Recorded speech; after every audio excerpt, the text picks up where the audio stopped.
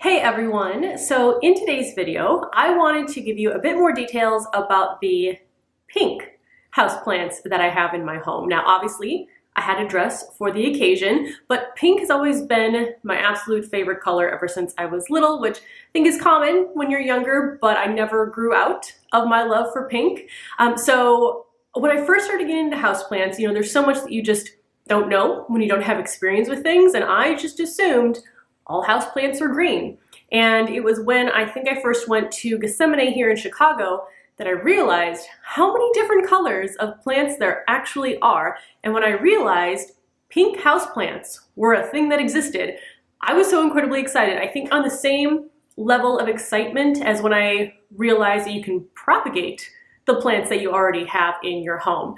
So I don't have a ton of pink plants. I think maybe just like 5, maybe 6 different varieties, but these plants really do bring me a lot of joy. So I figured if you like pink houseplants as well, I'll share with you the ones that I have.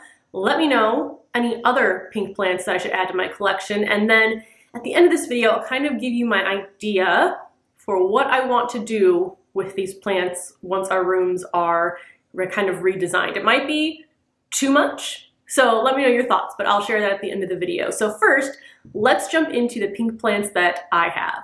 Now, the first pink plant that I ever got was my variegated string of hearts. Just the combination of knowing there was a plant that not only was pink, but also the leaves were heart-shaped was just mind-blowing for me at the time. I initially ordered the variegated string of hearts, I think it was a 3-inch pot online back in, I want to say early 2019, but it also might have been later 2018. I can't really remember for sure, but that's the only variegated string of hearts I ever got, was just that 3-inch pot that I got in the mail. It was also, I think, my first time ever getting a plant by mail, which I don't do a lot. I usually do go into the store so I can look at them myself, but I have made so many string of hearts from that one little pot that I first got. So I think I have right now, I have 2 that I have in here with me, but I think I have total 4 or 5 different variegated string of hearts, and I have given away some in the past. I actually just did a giveaway on Instagram for 2 more of them that I'm going to give away, and the reason is, well, a few reasons. One, I have too many plants, so I want to kind of narrow down the plants that I have. I also don't feel like I need 5 of the same variety because they just kind of get cluttered. I don't really have a spot for them, so it's not like they really have a purpose in my home, if that makes sense. So it's kind of just cluttering up the space. Also, even though these leaves are still pink, they're not as pink as they were in our last place, which had southern exposure. So here we have east and west. I'm not going to be moving them from one window in the morning to the other window in the afternoon. I could probably do that if I wanted the pink to be a little bit deeper, but I just don't have the environment, I think, to make these as pink as they could be. So that's why I gave away 2 of them. I still am in possession of them because I just ran the giveaway and I need to get them to the people that won, but I still have 3. So it's not like I am getting rid of all of my string of hearts. I still have 3. I can still propagate a bunch more. But I'd say if I had to like rank my favorite plant, that is probably my favorite plant, just again with the combination of pink and hearts. With these, I would say, well, for me, they've been easy to kill in the past because I tend to kill things by overwatering them. I don't think I've ever actually killed something from under watering a plant. So for these, I will say overall, I think they're pretty easy maintenance if you ignore them. So I tend to not water until I think what is called the taco shell test, where if you bend one of the leaves up here, if they bend really easily, that means they are ready for a water. If not, like all of these are pretty firm, then I'm not going to go ahead and water. So these do like it a bit on the drier side. I would say in something like this terracotta pot, where the terracotta does absorb some of the water, it tends to dry out a little faster than my plastic pots. I'm maybe watering this once every 2 weeks, potentially 3 weeks in the winter. I always just do that little fold test and see if it needs to be watered. But since I figured that out, it's made life a lot easier, and I don't know the last time that I've killed one of these plants. They also produce really cute flowers if they get enough sunlight, which they do produce flowers for me, but again, they're just not that deep pink. Not deep pink, but a brighter pink that they used to be when I had that amazing southern exposure. Now, from my first pink plant, let's move on to my most recent pink plant purchase. Now this, I know for sure, is a pepperonia.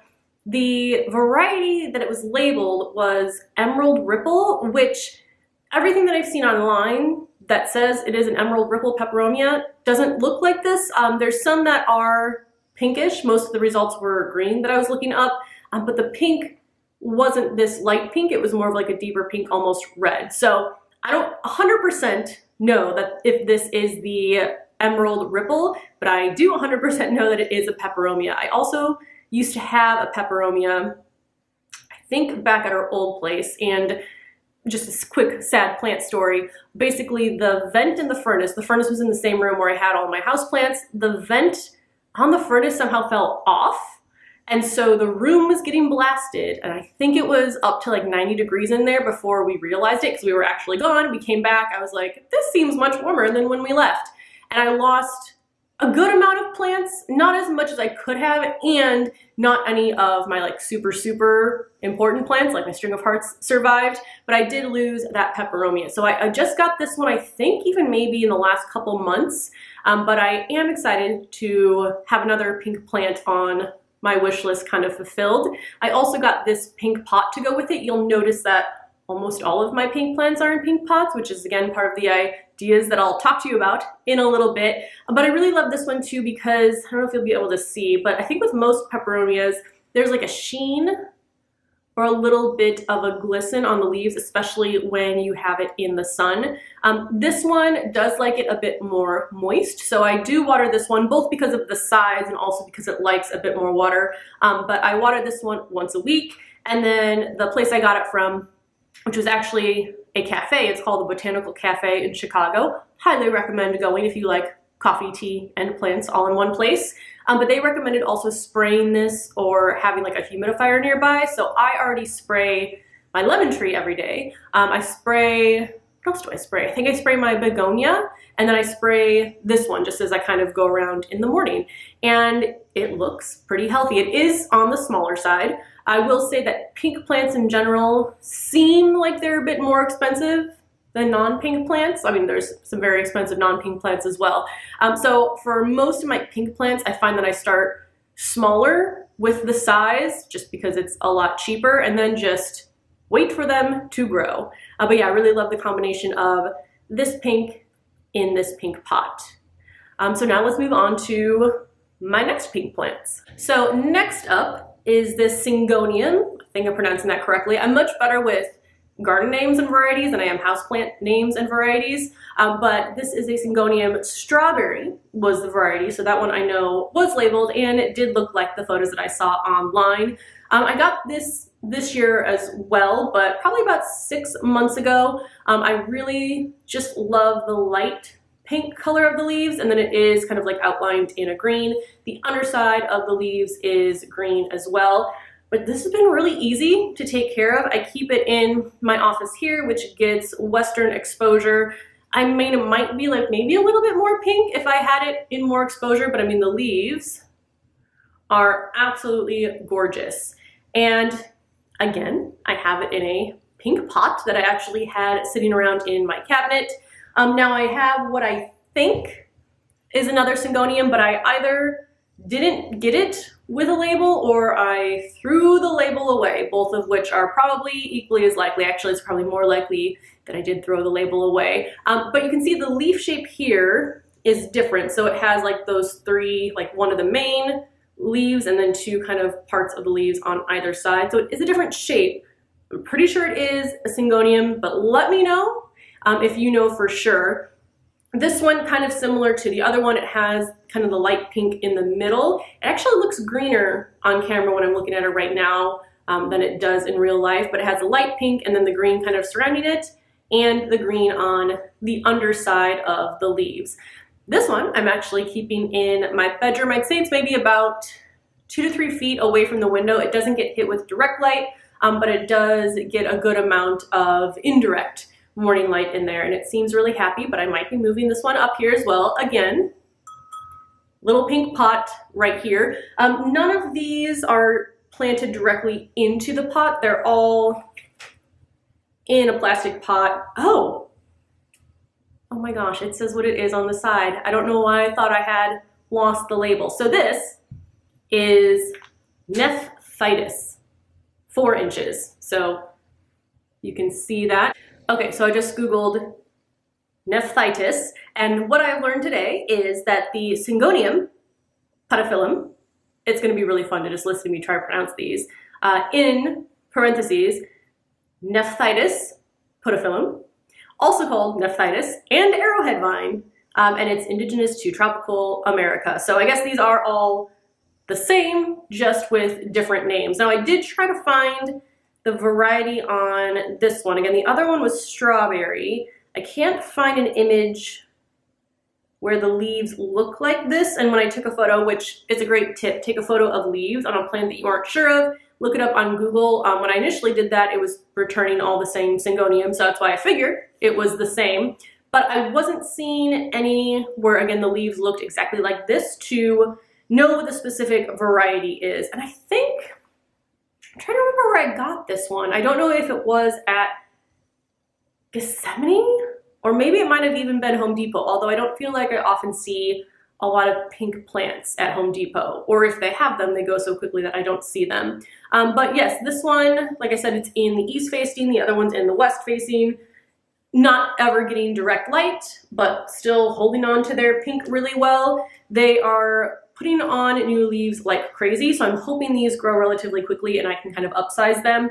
But yeah, I have most of these plants in the plastic pots and then put them into a ceramic pot, because for me it's much easier when I need to go up a size to take the plant out of a plastic pot than it is to kind of try to get it out of the ceramic pot, just because the plastic pot is a bit more malleable, so I can like squeeze it and loosen up the roots and then pull it out a lot easier. So that is what I tend to do for most of my plants, especially the ones that like to remain a bit more moist, but really for most of my plants in general, except for the next two that I'm going to show you. So last on my list, and I have to keep moving the camera away as the plants get larger, I have 2 of the ruby rubber tree plants, also called Ficus elastica. I believe that's the proper name for it. But I have 2 of the ruby rubber trees. These, oh, my hair's on it because my hair's on everything. These I really love. I think this plant right here was the second pink plant I ever got after the string of hearts. I got this from Gethsemane. It's grown a lot in, I think, the 3 years that I've had it. After I've been talking about it, I'll kind of show you what it looks like standing up so you can get a full idea of the height. But yeah, this one I've had for, I think, going on almost 4 years now. I can't believe that we're in 2023, but this is really pretty. It has the green in the middle, pink around the outside. Some of the leaves end up with more pink than the others. And my rubber tree plants I actually have under the grow light with my lemon tree because they are a bit more light-loving plants. I'm gonna see if I can get away with putting them in here but close to the doors that go out to the garden and see if they like it. If not, they might have to stay under the grow light. But this one here, it just started with these 2, so this one on this side, this one on this side, and now a little third branch is poking up there. I don't know if I'm going to keep all 3 together or if I might try to divide, but when it comes to plants, I really love, I get nervous trying to divide them in case I'm going to kill them, but we'll kind of see. Right now, I think it's pretty happy in, surprise, surprise, another pink pot. The pots for these, I don't know if they're all the same brand, but they all look really similar, where they're just like very kind of plain, but with the pink color, because the plants are so beautiful. I like that the pink pot complements them, but I don't want to put them in a really busy pot to detract away from the leaf color. So I have a few that have like designs on the pots, and I think that just kind of looks too busy overall. Also, I did face paint myself to look like one of these plants. I'll link that video down below if you are at all interested in seeing me paint myself like a plant. That's also something I need to do this year. I did it twice last year. It's really fun for me to do. I just kind of zone out with face painting. I do it every Halloween too, but I want to do another one of those this year. So yeah, I really love this plant. I'd say this one, again, I'll show you once I'm done talking about it, but I think this one is maybe a little bit over 2 feet tall, around 2 feet tall out of the pot. I don't remember what this one cost when I first got it. because again, it was 2019 and I don't remember that far back anymore. But then this other one here, let me move it in, is much larger starting off. I think this one was $75, and I think that is the most I've ever paid for a single plant. So that's kind of, I think, my maximum. I know there are pink plants like what the Philodendron Pink Princess, which can go for hundreds of dollars. Anything kind of that expensive, I would feel too stressed out making sure I kept it alive. But again, these have been pretty low maintenance other than watering them. I mean, the larger pots, like this one, probably once every 2 weeks. These, like I said, are under the grow light, both of these here. Interestingly, I feel like this one, the pink is a little bit more like yellowy pink, whereas the other one's a bit more darker pink. This one also only has one stem and it has a support. The other one has 3 and no support. So at some point I am probably gonna have to add a support to those. But I really like the height on this one, the bunchiness of the leaves, and they do lose leaves on the lower branches, kind of making it look more like a tree as it gets larger. So yeah, I don't know, I'm really excited to like maybe 5-10 years down the road, just have a big pink ruby rubber tree in the corner of my room. So now let me hop out, because I think those are all my pink plants. I'll hop out and give you kind of a full length look at this plant. Here they are on the ground. So the largest one on the left actually comes to about chest height on me, so maybe about like 3.5 feet tall. And then the other one I'd say is probably about a foot shorter than those. And then I'll take you up closer so you can see the design on the leaves. So it's actually like a combination of a darker green, a lighter green. It kind of actually looks like the 2 colors we might be deciding on to paint the room. One second, I need to grab those swatches. Okay, so not quite the same, at least with the darker green, but that lighter green and that pink aren't too pretty far off. So I might be subconsciously painting a ruby rubber tree plant on my walls. I just think that's really funny. Anyway, back to the plants. So you can see here, I think the difference between like this is a very light yellowy pink.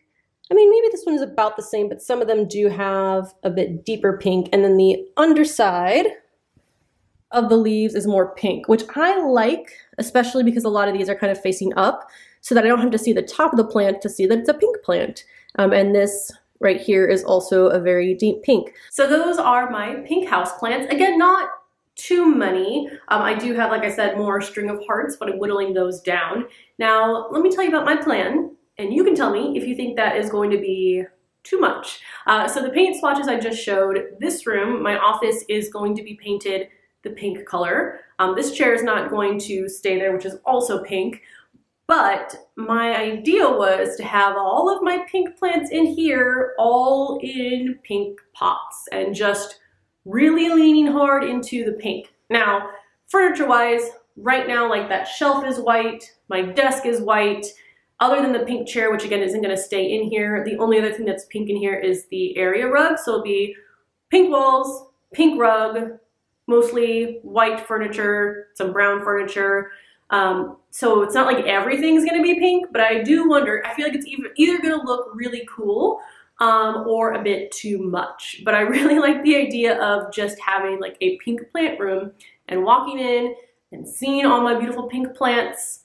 I'm not sure if the string of hearts will like it in here, because even though morning sun, evening sun in this room, there are 2 doors in here versus a door and then 2 doors and then a window that's the same height as the door. So that room does get a little bit more light. And I do have those basically in direct light, in space, direct light, not indirect light, up in the front. So I don't know if it'll work back here. So those might not like it here, but I think everything else should be okay with the lighting that we get in this room. If not, I can also throw on some grow lights on them here. But I just think that would be really cool. I do plan to keep like the green pothos on the walls. So over there and then the one over there that I'm looking at, so that'll add some, you know, non-pink color to the walls. We'll kind of see how it all plays out. I mean, it's January right now. We still don't have any paint on the walls yet. So it'll probably be a bit of time, I think, before the walls are painted, definitely before the room is kind of complete. But I would like to kind of see how that looks. So let me know your thoughts. Let me know how many pink plants you have and any other varieties that I should look into getting for myself, just so I can have even more pink plants than I already do. I actually went on a plant no-buy last winter, and again, I feel like I have enough house plants, but I think now I'm going to do a plant no-buy unless they're pink and just have that as a little bit of an exception. I also still have even more empty pink pots that I could use to put a plant in, so that helps as well, and knowing that I have a pot in need of a plant. But that's going to be everything for this video. Thank you so much for watching, and I will see you in the next one. Bye.